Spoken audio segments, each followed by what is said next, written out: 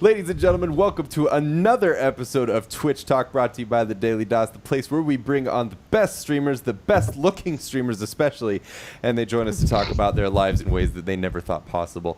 Joining me back from Australia at the desk, and significantly shorter than me, is none other than Syra, Australia Muller. Syra, how are you today? Good. You were taller for a second. I'm taller than I was a few seconds ago. And I can, if I spread my legs behind the desk, we're the same height. There we go. Problem Perfect. solved. There it is. Who do we have with us today, Syra? Today we have DJWheat and we have Jericho joining us via Skype. Hello, guys. Woo! I don't endorse Skype. I endorse Discord, my sponsor. We had a moment earlier while we were getting the show ready where Jericho actually shut down Skype. It wasn't in his active processes, yet it was still running. So, Microsoft might want to address ghost program. Marcus coming at us, an OG member of the esports community. Marcus, how are you today? And I can't hear you, Marcus. We can't even hear him. He's so old. He's lost now his you voice. can. There we go. Proper, and I was trying to mute my microphone so I wouldn't, say anything that I shouldn't. And this is all very new to me, actually. I've never done this streaming thing before. So that's very new to me. My levels aren't right, or my camera looks bad. Actually, thanks for having me. I appreciate you guys having me on. Thanks for coming on, guys. The director of programming at Twitch does not mute his microphone. I have a much more elaborate setup at home. All okay? right. This is all what's this blue microphone thing? I don't use it. They're great, though, if you're just starting. So. Hey, you're living the rock star. You've probably got people manning a soundboard for you, right?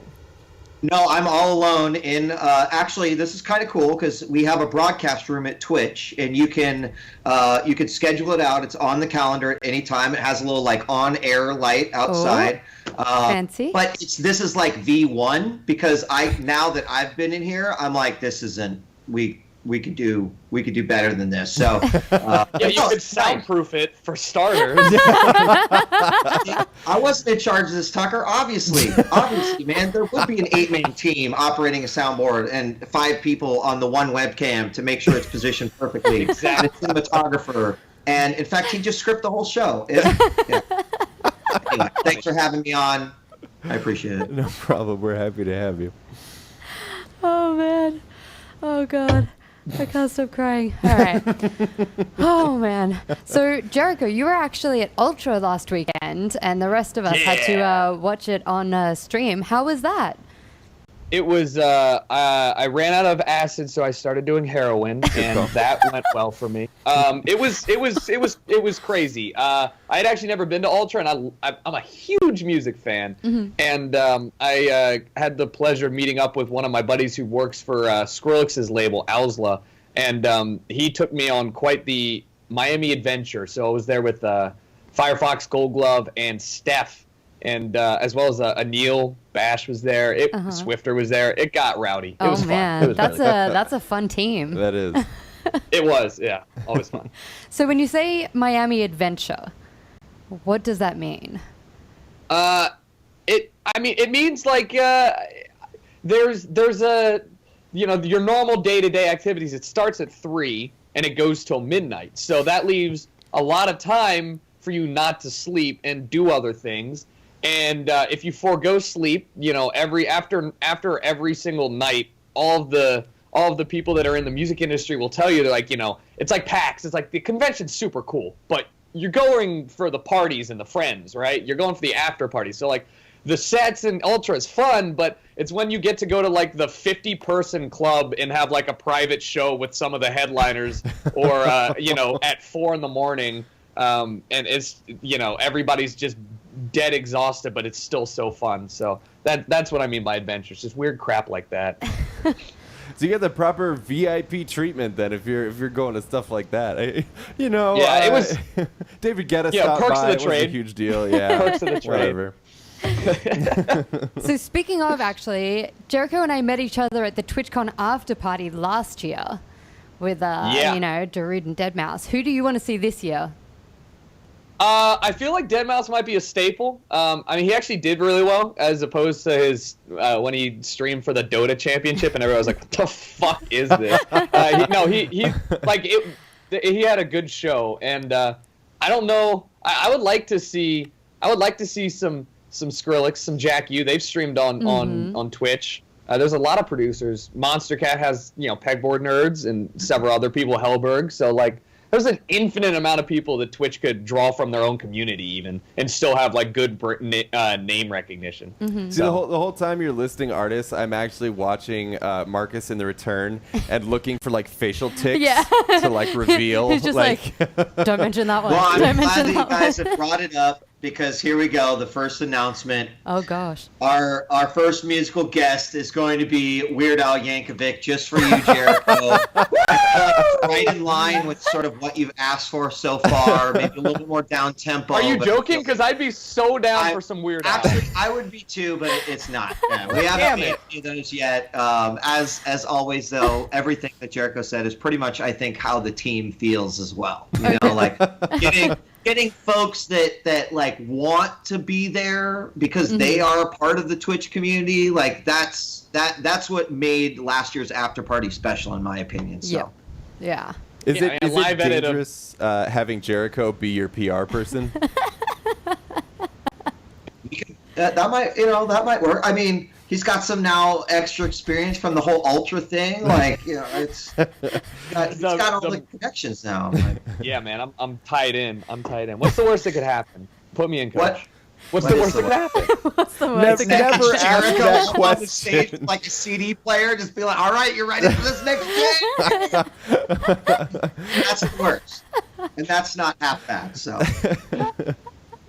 Oh man. So now TwitchCon is going to be 3 days this year compared to the 2 days last year. How does that feel to, second year and it's growing already? I want to actually know what Jericho thinks about it being 3 days versus 2 days first, and then I'll talk. Well, it's not really 3 days. It's like 2.5 days, right? I don't even know what I'm allowed to say or what not allowed to say. So this is a dangerous question. It's 3 days. All right, it's 3 days. Okay, that's it's 3 days, and honestly, like I'm happy. 2 days felt, it felt enough to get in the groove, but you didn't have that extra day to, you didn't have that one day to walk around and do nothing except for just whatever you walked around and wanted to see and do it spontaneous. You kind of had to plan ahead. The panels, etc., are always going to happen, but. I assume the show floor is going to be bigger, which will be great. Just everything bigger is better.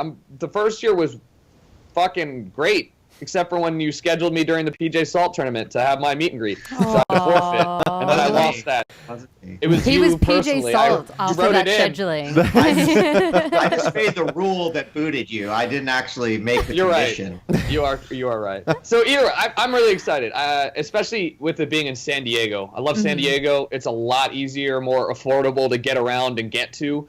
I mean, I'm all down for it. Plus, Gaslamp District, good food, lots of good drinks. Is there any way we could have it at the zoo? I'm a zoo fiend. I'm a zoo addict. If we could TwitchCon in the fucking zoo. How about we combine Ali's idea of TwitchCon dodgeball with your idea of having TwitchCon at the zoo?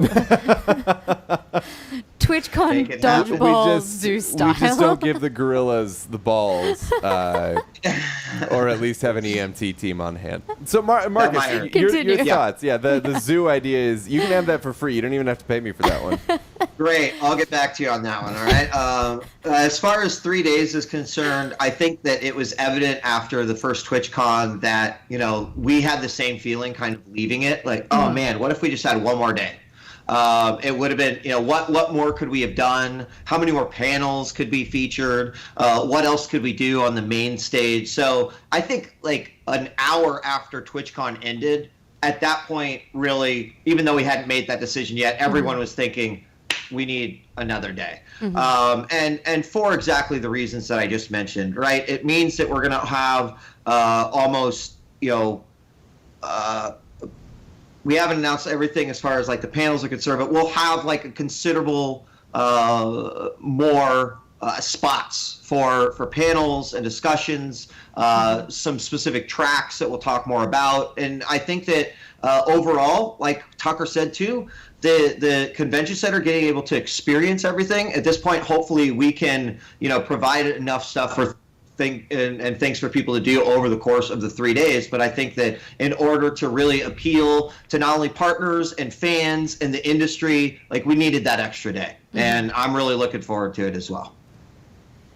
Awesome. Now, what sort of panels do you want to see this year? Obviously, we had a wide variety from everything from like women in esports to, how to build your brand on Twitch. What sort of submissions do you want to see this year? Or what sort of panels, etc., do you want to see? I mean, honestly, I've been so happy today because we have had an amazing amount of submissions in the first 24 hours.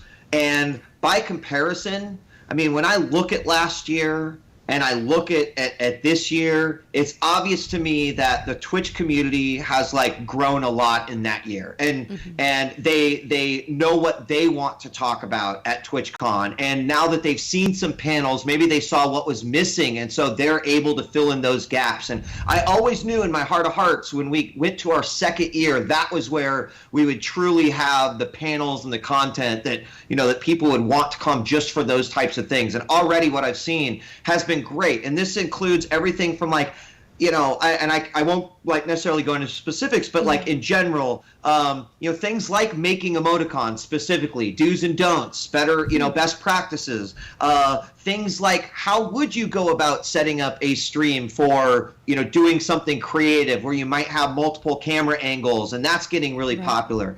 To things like just hearing more from the Twitch employees about what makes Twitch tick, and maybe there's folks out there that's interested in knowing like what happens from the moment the stream leaves their encoding box and where does it go and how does it get to their viewer at home. Now that we've had a year to think about it, not only Twitch but the community has absolutely already hit some of the target areas that I was hoping to see. And considering we're 1 day into submissions, I've got really high hopes that we are going to have an amazing content lineup this year. I have a suggestion for a panel. This one's not for streamers, but for viewers. Can we have do's and don'ts of when it's appropriate to use Twitch emotes outside of Twitch? Because I have friends back home who literally say things to me like, I got the new the new Hearthstone expansion, PogChamp, and I'm like, I'm right here.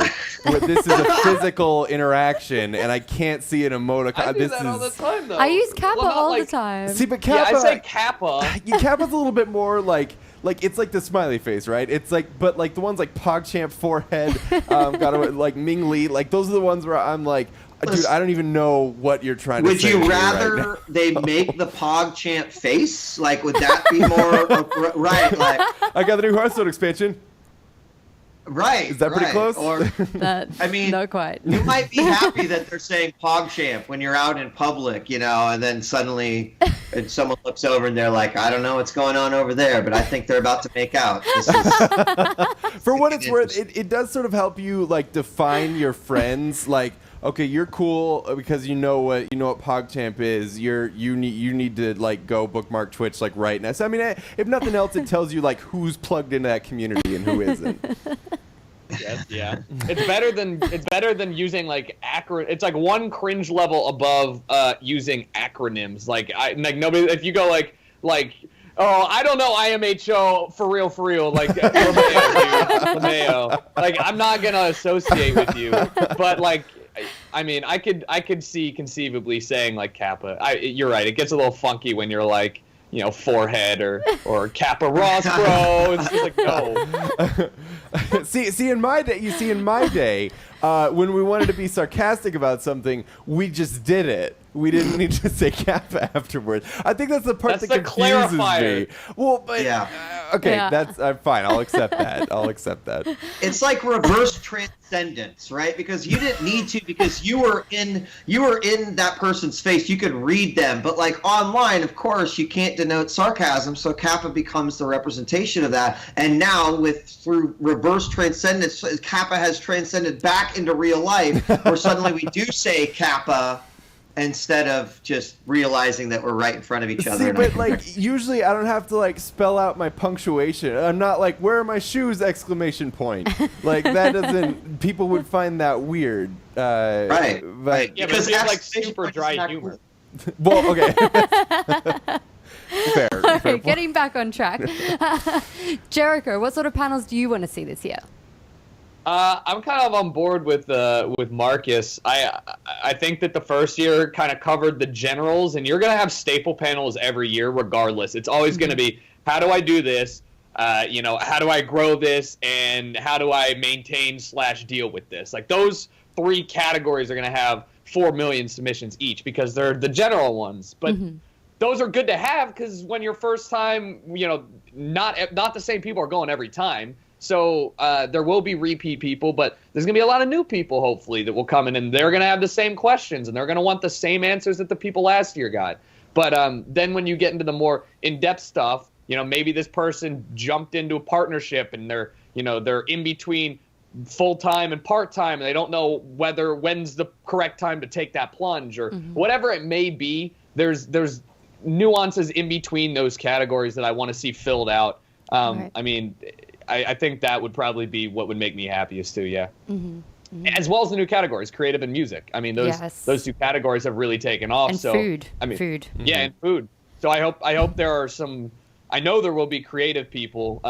Life with Laughs, one of our friends who streams in creative, she's absolutely gonna do one on creative. But like musicians doing stuff, even doing stuff on creating music, not necessarily how to stream creating music, just talking about creating music just because they're on the Twitch platform. That's a possibility. Yeah, it can sort of be said that like you can lead a horse to water, you can lead streamers to water, but you can't make them drink, like with this creative and music stuff, because it's there, the category is there. But I imagine there's a lot of streamers out there that have to be thinking, okay, so what do I do with this? What falls into this category?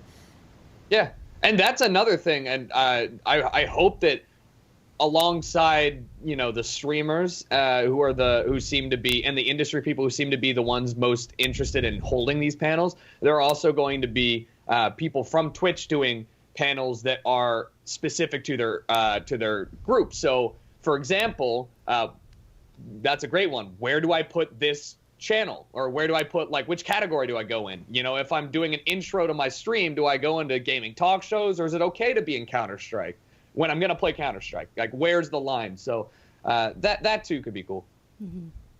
I want to say one thing that Tucker made, like, a great point about there's sort of like a staple information that I think you could expect that there'll be I went from 2 viewers to partner status, like that sort of a panel. But the other really important aspect of that is that this industry changes so frickin' fast, and like what was presented last year might be totally replaced by new technology, or like a great example is Discord. Like, no one really even knew who the hell Discord was at last TwitchCon. And, like, that was a part of the... I was already working with them. Fuck you, man. Hey, well, I've been working with them for even longer. Do you want, like, let's measure? No. No, I'm just kidding. But no, that's, like, a great example versus, like, look at how Discord is used now amongst Twitch broadcasters and Twitch community. So seeing a panel that would be like, hey, how can you incorporate other tools and features or third-party programs into your Twitch to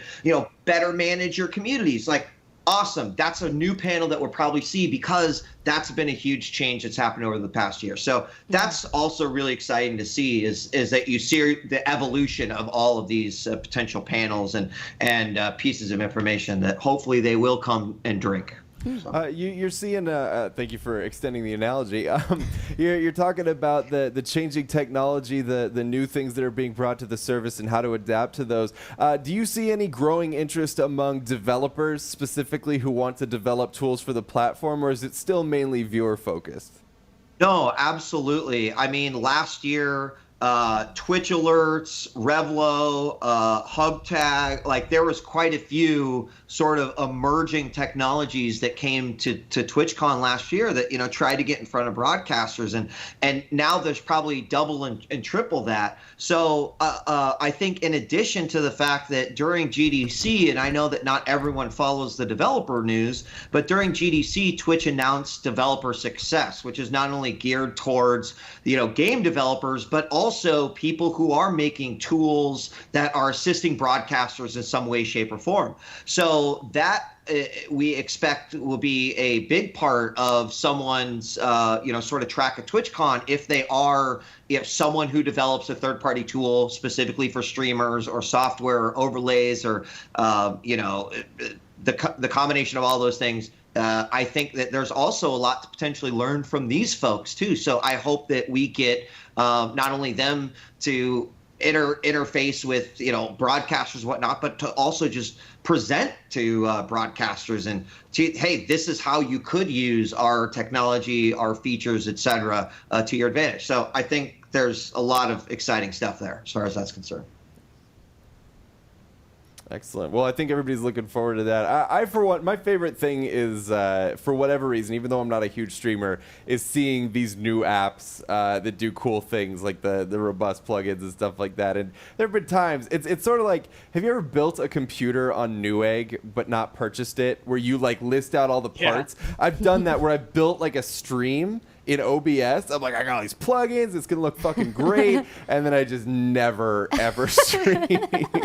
But it's gonna be bitching when it starts, so look out.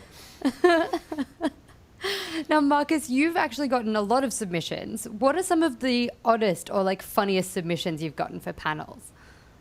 The funniest submission last year was something about praising Kappa and it being like a 60-minute silent tribute to Kappa or so. I mean, there was some weird stuff. There's no doubt about it. But believe it or not, like, some of the hardest submissions are the ones that come in that are like, hey, I can't do this panel, but I would love to see this panel, and they have pie in the sky ideas. And believe it or not, some ideas do come from those types of things. But yeah, I mean, there's not that many in terms of just like totally ridiculous panels. There's a lot where I'm like, well, that's weird, but it makes like I see why they might do that.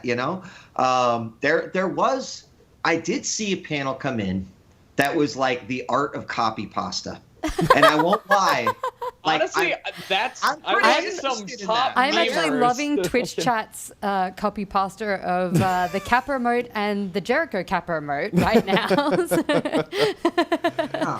So I mean, like, to me, there's some interesting history there. Like, what's the first sort of documented copy pasta? When did this phenomenon start, right? Like, I have some ideas on some origins, but I would love to see something like that. So we won't rule out anything, but we will evaluate it to make sure it's appropriate for TwitchCon.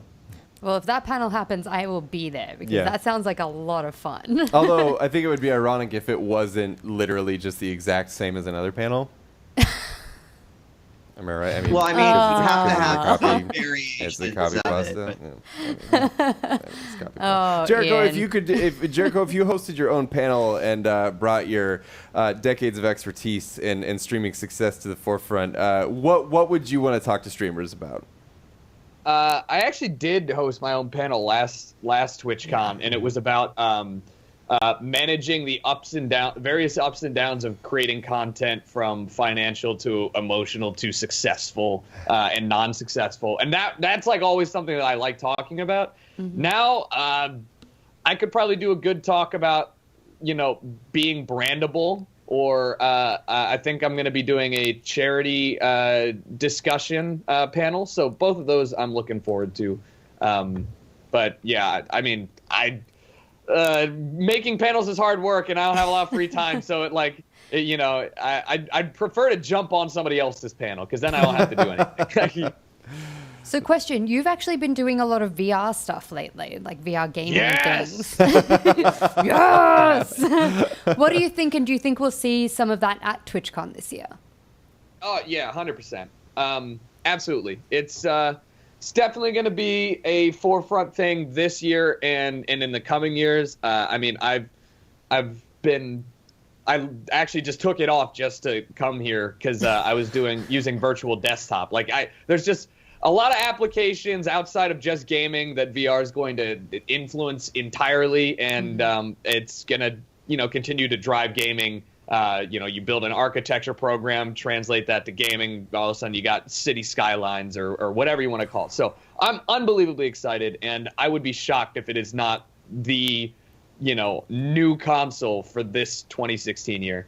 What's the most like mind-blowing experience you've had in VR? Because from what I understand, while VR used to be sort of like, your brain sort of believes it, but it doesn't really. Like the new stuff that's coming out is actually like, holy shit! Like I'm in the room with like Atlas from Portal 2.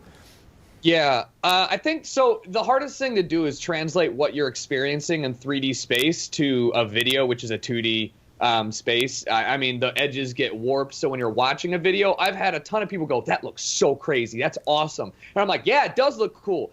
I promise you it's 400 times better when you're in there." I think that it's like a combination of the upgraded resolution. Old Oculus was 480p.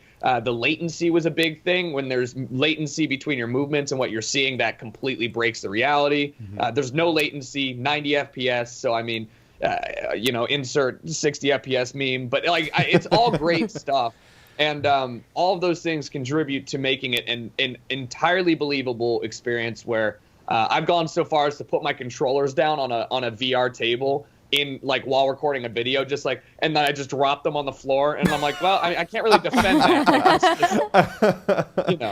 So it's awesome. It really is. And it's one of those things that, as cliche as it is, you need to experience it right now or in the near future with the current tech, because there's nothing like it. Right. So Marcus, this is your chance, obviously, to announce that people will be able to attend TwitchCon virtually through VR glasses. That's coming up next, right? Yeah, but only on PlayStation VR. No, I'm just kidding. I mean, I'm really glad to see Twitch broadcasters getting into it. We had a few VR things at last year's TwitchCon, and Vive HTC was there. Star VR was there with their Walking Dead title. So it's really interesting. I'm curious to see what VR will be like at TwitchCon. But VR in general is still super interesting to me. I'm with Tucker. I love the applications. I love the immersion. I'm really concerned with where the retail market is going to go, and I feel like without those killer apps here right now, we're going to have some juggling and inconsistency that might happen. But I just wish we could fast forward a little bit and just have this is our 5 VR years from standard. now. Let's go. I know.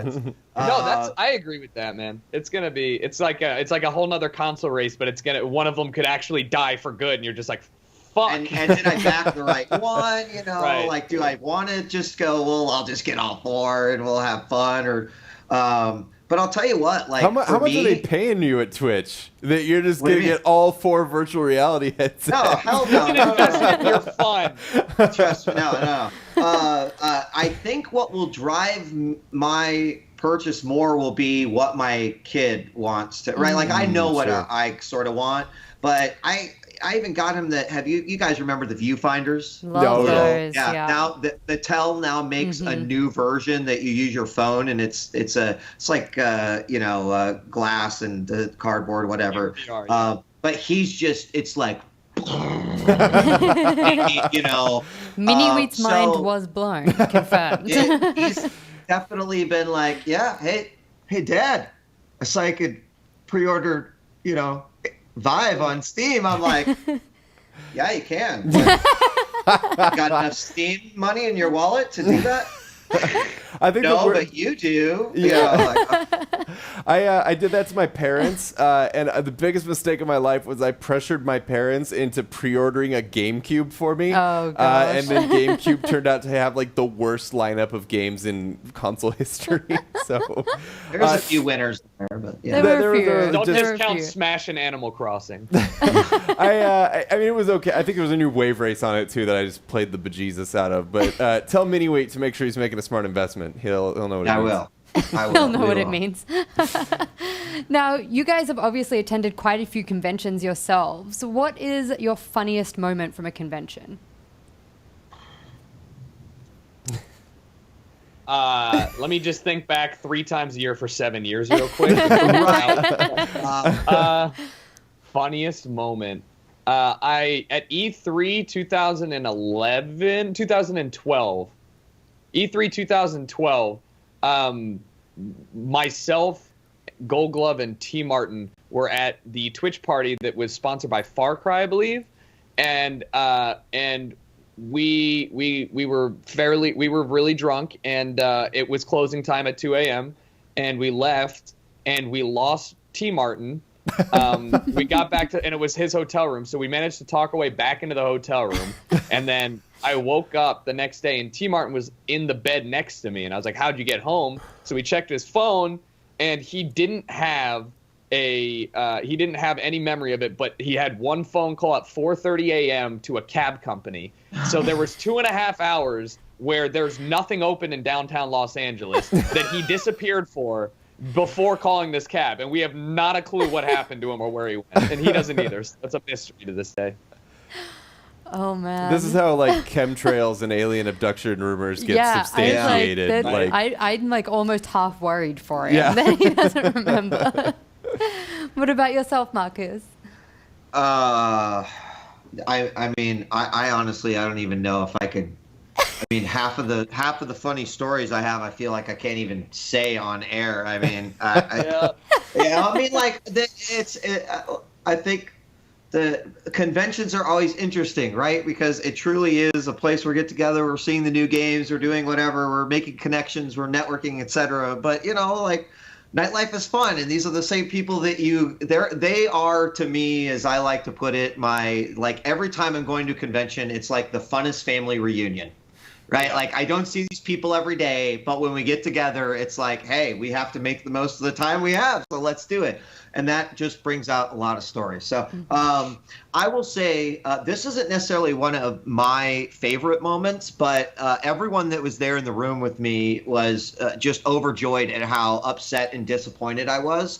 But I am the biggest Beyond Good and Evil fan, and I have been just like praying every night before I go to bed that Ubisoft would finally announce a sequel to this game. And last year at E3, it was like me on pins and needles waiting during the Ubisoft press conference, and they came out with the very last game, and I'm like, oh my God, they're doing one more game. Like, this is, oh my God. And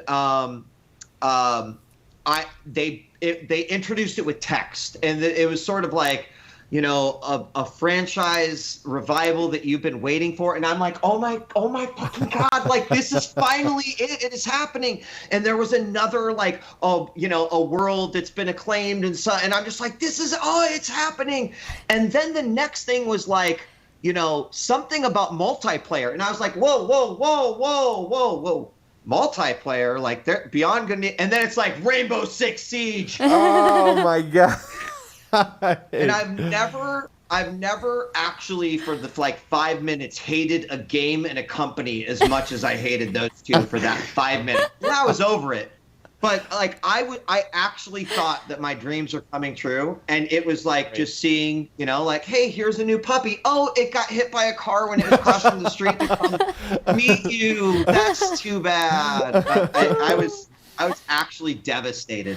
It was rough. I actually had that same reaction when they had the Nintendo Direct with the new DLC character for Smash, and they announced that it was Bayonetta, because I, like you, said my prayers every night that it would be Snake. Because, like, he was, like, my favorite character in Brawl. He was incredible. And then they're like, and then the last and then, like, I sat there staring at the screen as the Nintendo Direct went into, like, the bullshit part of it where it's, like, a bunch of people in a room talking about how much they love the Wii U or some shit. And I was like, no, there has to be more. There just has to be.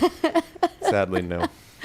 Now, there was the H1Z1 tournament last year, and that was a lot of fun to watch. Are we going to get something similar this year? And is it going to be big Twitch streamers baking cakes?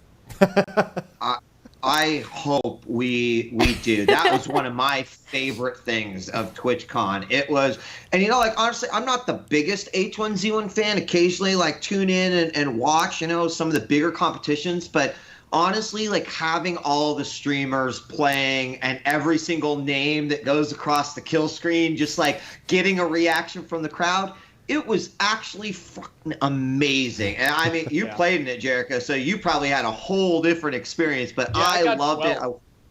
Yeah, there I you go. was 2 away from being in the money. I was bummed. No, it was great, and it went well. I know people like trained for it, those who were Wow. serious, but others just played, and had a good laugh. But yeah, I hope there is something like that. I don't know what it is, but I hope that there's a continuous streamer centric with fan added tour or like Right. tournament. Is who actually ended up winning the thing? I actually don't even remember. Grim won the Yeah. second game, and he was just a god amongst men. Everybody knew he was going to be up there. And then I think he came in like 7th the before. But I mean, there were 2 halves of it. There were 2 Yeah. games, so Gotcha. people placed all over the place both times. I think I was 30th and 12th. But yeah, it was definitely fun. So you finished an average of 21st. That's not bad. I don't know math. Yeah. Would you be down for the cake making competition? Because we've got to get Yeah, creative I would be involved in down. this competition element somehow. And it's a Like- piece of cake to bake a pretty cake. Oh Is it? God. That was not good. Oh. That one didn't hit the mark. God. You upset Well, Jericho. yeah, I would be down. I would be down to bake. I would be down to do any food-related stuff. I mean, I think that could be funny too because you could actually have like a taste test / whatever, no help, and it's just like the worst of the worst cakes. Make the judges be a panel of like Twitch staff, and they have to eat whatever we just made. So Would you be Yeah, I down for think that, that could be Marcus? Yeah. There might be some liability issues as far as that's concerned. Like, I don't know if maybe Jericho could actually mix a combination of ingredients that would create poison, and then he would eat cupcakes that not maybe that's how I intentionally, kill you. I don't know. but it could be. Right? I guess I'm saying is that I'm opting out of being a judge. So, All right. yeah. Oh man. So I guess what is one of the biggest games that you're looking forward to this year? Overwatch probably as yeah. a release because it's got so much potential and it could fall on its face if it doesn't receive like the love and attention that it probably deserves because that game is polished and amazing and I actually just cannot find another game that gives me that much satisfaction to play as it like with a team of people. It's really damn good, but it doesn't have the longevity on Twitch that I thought it would currently. So I'm hoping that Blizzard backs it with a lot of tournaments and we get some hype that way because it should be one of the top, if not the top game of 2016, in my opinion. I don't know what other AAA titles are released. I don't really care. There's I mean, from a multiplayer perspective, right? yeah, from a Yeah. multiplayer perspective. Mhm. I don't know about single player games. What about you, Well, Marcus? I know about single player games, and one game I'm really excited about is Uncharted 4, which Oh, comes yeah. out pretty soon. I'm a huge fan of the series, and it's great because then people are going back and playing, so I can watch the stuff I don't want to play, but go back and play Uncharted 2 again because it's amazing. So I'm really excited for that. But like honestly, Jericho probably feels the same way. I don't know how many thousands of times I've like been asked this question. This year, I'm going to respond with, you know what? I don't even know what my favorite game is going to be because there's going to be something like a Rocket League or like, Right. some other Stardew Valley that's going to come out and totally floor me and, love it. And the only other game is Room 4. The Room 4. Oh. I don't know if it's coming out, but I love the Room series. I hope that there's a 4, 5, and 6 this year. Is this going to be another E3 moment where you're sitting there and you're ready for Yes. it and you're just praying to God that they announce Room 4 and then it's it one of doesn't those happen? times. It's like I wish that the Room. I don't know if you ever played this, but it's like a cool puzzle game on mobile and Steam. And I wish that he was like the Five Nights at Freddy guy, where he'd just like release a new game every 2 days and just be like, "Hey, here's Five Nights at Freddy 14." Like, there you go. But we don't. That doesn't happen. So. I thought you were talking about a sequel. I legitimately thought you were talking about a sequel to that terrible Tommy Wiseau film. Like the one with the cult fall. That's I why can do without that. Really convinced. It's funny because like the thing that I look forward to nowadays because of Twitch actually is not like a specific game. I just look forward to Halloween because it feels like every Halloween there's a new like horror game that comes out that I'm not gonna play, and so I watch everybody. I'm gonna watch people play. Yeah, I cannot wait. And that was the thing. I looked for the release date on what was it, Outlast 2, which is apparent. I believe it's coming out out this year, and it's going to be incredible. And I was like, I cannot wait to watch Day 9 play that. Yeah. Oh gosh. And I just had a question, and it completely just skipped my mind because now I'm just thinking about Day 9 playing horror films. And by films, I mean games. It's been a long day, guys. Playing horror films. Playing horror I mean, films. VR, right? Like, could happen That would soon. be Who kind knows? of cool. Yeah. I did so last night when I booted one of the features of the virtual desktop is you can just copy and paste a 360-degree link into the program, and it'll just download and play it automatically. So of course I was like, hey, let's try Paranormal Activity. This seems funny. It was not funny. And, it was like being a security camera in a horror film where you just have to watch everybody die and you can't leave, and it's just miserable because you have ears and there's things behind you. So like I think that's gonna be where you see somebody actually like give up streaming for a couple days, is when you get them put in like an Outlast situation, but in VR, where they're walking around and all of a sudden you hear something, you turn slowly and you can just see it. Oh no! See, and the worst part for me wait. would be like you can't like cover your like I would put my hands over my eyes and I'm like, oh Jesus, it's still there. I mean, you can't get out of it. That's really what's fucked up. So when it jumps at you and it's in your face, you back up, but it's still there. Maybe that's what we need to do. Maybe we need to get a bunch of Twitch streamers up on stage at TwitchCon this year and just sit them through the most horrifying VR experience ever until only one of them is left. I love this idea. That actually sounds great. Somebody makes like a dedicated, like every single horror, jump scare / like intense build up stuff, and then just put us all up there with face cams and no game audio, and just put mics on everybody. So you just you could do it like a realistic horror, like when people go into like the abandoned factory and split up, because they've got those like treadmills that you could put everybody in there. That's and true. You could get like the Omni or something. Oh man, Marcus, are you listening? Please, you have the power. Yeah, I'm listening, but the budget's not. So well, take it easy. Get Omni to bankroll it. I heard they just went through their IPOs. Now, one of my favorite moments actually from TwitchCon last year, and we're going to wrap up soon, but mention this quickly, was the Twitch versus Red Bull Smash tournament.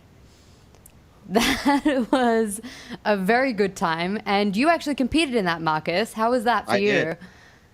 It was exactly how I expected it to go. I crushed Mr. Bitter with my yellow Yoshi, and that's what I told him on Twitter I was going to do, and I was able to back it up with my skills. And really the big win there is that there was a lot of content that we developed for TwitchCon that was so well received that we said, we just created a staple thing that we will make for every TwitchCon. So without revealing too much, I think there will be another Twitch Fight Night that will feature potentially another competition between Twitch and another company that we, work and will have some fun with us. So, we really look forward to that. I mean, we had Mike Morheim face Emmett Shear in the CEO battle. Amazing. And, I felt so bad for Mike getting beaten at his own game in front of the entire audience. I already know what the next one's going to be. I'm just waiting for the other guys to say yes. So it'll be good. I look forward to future announcements. Yeah, for sure. Oh man. Now, is there anything you guys wanted to mention that you think we haven't brought up about TwitchCon or about streaming in general that you wanted to sort of talk about? Some bullshit. I got denied my PAX media badge for the first time. I'm already getting it sorted out. But E3 reached out to me today.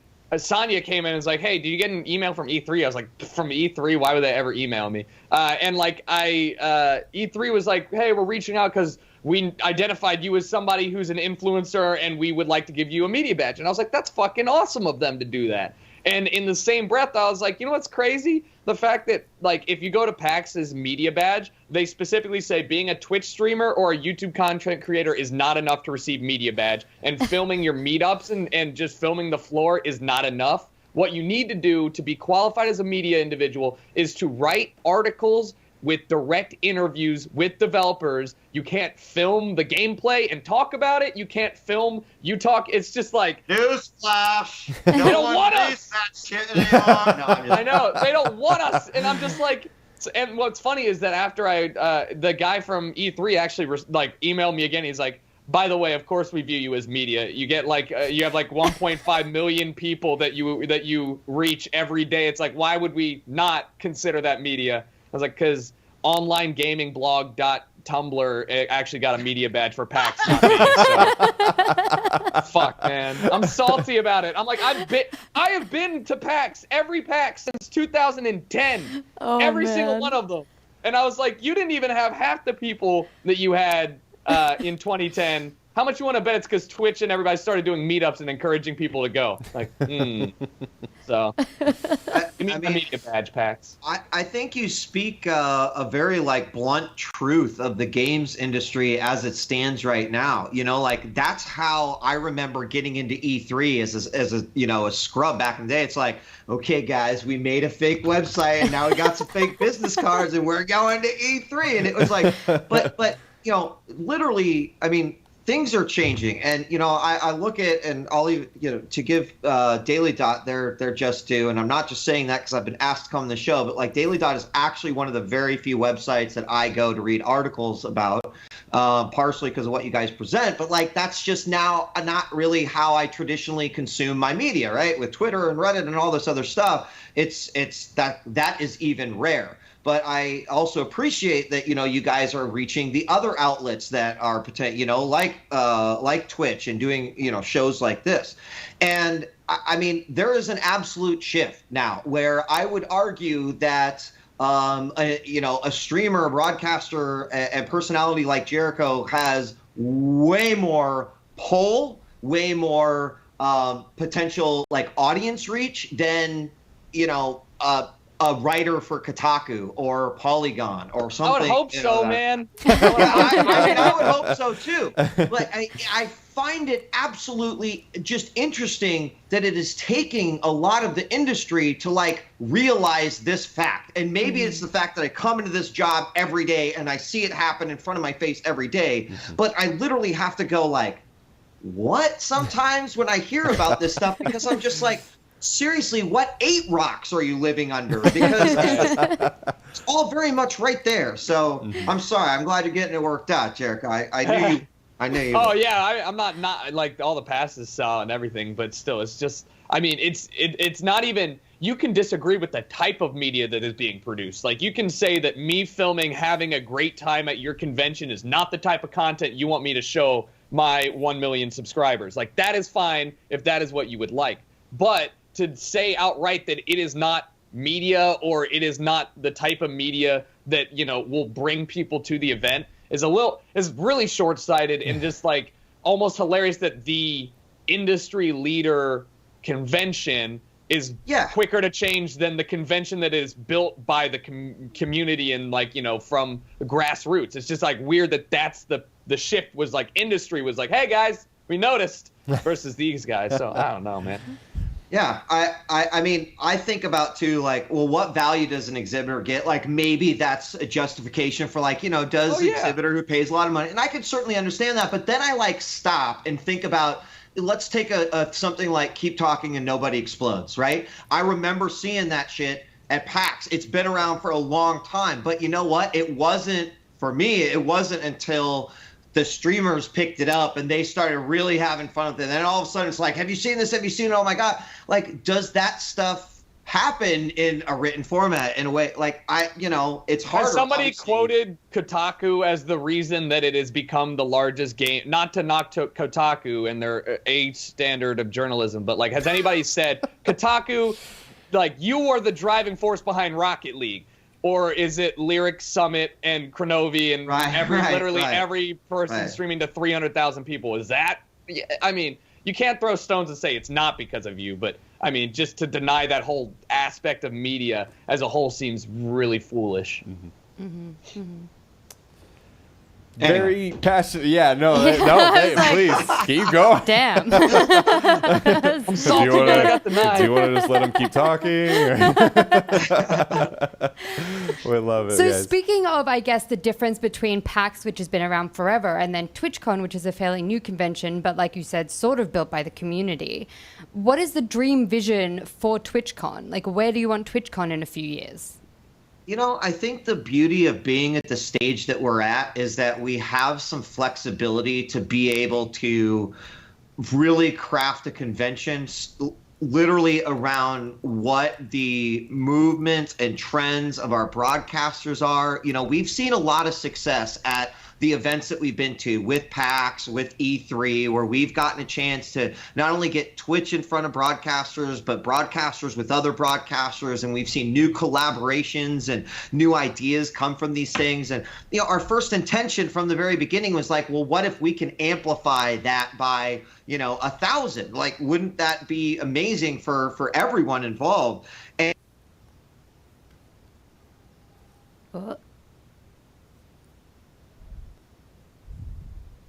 cement, but we're laying foundation that we can sort of, that we can work with, and we can, find out what the community liked, what they didn't like, what they want more of, what they want less of, and we can go from there. So, I mean, I don't know what our final goal is. I think what I do know is that we feel like we found a good formula, and there's a lot of ways to improve on that formula, and that we won't necessarily say, well, this is what we're doing and this is what we're committing to, and this is how it's going to go forward forever, but instead say, how can we adjust to make sure that this event and this convention is evolving in the same way that the site and the industry and the personalities that are using it are too. Mm-hmm. To add on to that, I think that the biggest takeaway that I had from TwitchCon was there's you have YouTube, and I think you need to take the step back. You have YouTube content creation, which I've been doing for ages, which is I make stuff, I put it out there, I get limited feedback if I even want to venture down into that, comment section. And it's me producing content and people consuming content. Mm-hmm. But due to the live nature of Twitch, there's a lot more of a symbiotic relationship between creator and viewer, whereas I play off my chat plays off me. I interact. We both have a vested interest in this site continuing to be this closer medium between broadcaster and viewer. Mm-hmm. That I think TwitchCon managed to take that, and you had panels that were straight up for broadcasters. No viewer is going to be like, I really needed to learn about encoding. Mm-hmm. While as you had panels straight for viewers that are like absolutely, about what viewers like and don't like and how they react to certain things. And moving forward, that's one of the things that I hope TwitchCon never loses is the fact that whole convention seems like everybody who's there only wants the Twitch universe to move forward, knowing that it will improve their own experience as well as the streamer's experience, or as well as the viewer's experience, by having that tight-knit community. So I think that's ultimately like the one thing that I'd want to see continue forever is that closer relationship between viewer and content producer. Mm-hmm. Awesome, your $50 is in the mail, Jericho. Thanks, buddy. You nailed the sales pitch. Nailed it. I'd be able to pay Absolutely killed it. Well, thank you guys so much for coming on the show today. Unfortunately, we are out of time. Do you guys have any last minute shout outs or anything before we close up shop? Follow me on Twitter. His Twitter handle just I'm not happens to be gonna right give it. underneath his face, There it so is, that yeah. helps. I will say, TwitchCon submissions are open for 2016. I know that there's folks out there who have great ideas, or maybe they have an idea for a panel they'd like to see. Go to twitchcon.com, throw up a submission. It might be a great way to get to TwitchCon, and it also might just be a great way to, share the love as it comes to spreading this information and coming up with ideas that could benefit everyone from viewers to broadcasters to industry to Twitch. So we hope you'll do that. Perfect. Awesome. Well, we're definitely looking forward to TwitchCon Yes. this fall. I will be late there, summer. definitely. Well, I guess it's fall. It's technically fall. Yeah, we're definitely looking Technically. forward to being there. I'm hoping to be there as well, but if you're going to TwitchCon, definitely look for Syra. Her smiling face will be there. And that's actually going to do it for us tonight. Thank you so much to Jericho and DJWheat for coming on the show. If you liked what you saw, check out that follow button down below. If you're feeling particularly generous, check out that $4.99 subscribe button. It's You not a do lot get of money. the D with You- the subscribe button. you do And get to Chase be- just churned up in chat, so Did thank he? you, Chase, for Yes. coming to join us. Unfortunately, Chase isn't subscribed, and I think that looks bad on him as the head of PR. So, I mean, come on, Chase. If you want to check out the video for this afterwards, it'll be over on youtube.com/daily.esports. Check us out on Facebook for all of your esports needs, highlights, hilarious videos. Thanks to our technical director, Will, who's got a couple good ones up there right now. Facebook.com/daily.esports. And then over on Twitter @.esports. Did I miss any?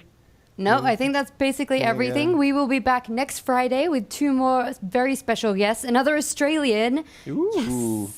So it'll be I can similar to make my Cody, one excessive Australian joke. profanity.